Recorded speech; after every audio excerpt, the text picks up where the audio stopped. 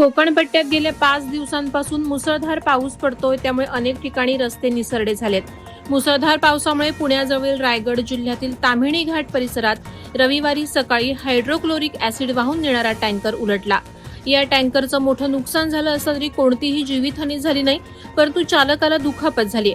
अधिकाऱ्यांच्या मते परिसरात सततच्या पावसामुळे रस्त्याच्या कडेला असलेला काही भाग कोसळल्याने टँकरवरचं चालकाचं नियंत्रण सुटलं आणि तो उलटला. या अपघातानंतर मोठ्या प्रमाणात ऍसिड गळती झाली आणि धूर देखील निघत होता. अपघाताची माहिती मिळताच वनविभागाचे कर्मचाऱ्यांनी पोलिसांसह घटनास्थळी दाखल झाले. त्यांनी खबरदारी घेऊन नियोजन केलं, वाहतूक सुरळीत केली. त्यानंतर सह्याद्री वन्यजीव रक्षणार्थ सामाजिक संस्थेची टीम सुद्धा घटनास्थळी पोहोचली. ऍसिड गळती रोखणं, आजूबाजूचा परिसर सुरक्षित करणारी कार्यवाही तात्काळ सुरू करण्यात आली. ऍसिडची विल्हेवाट लावण्यासाठी दुपारी 3च्या दरम्यान सुरुवात झाली.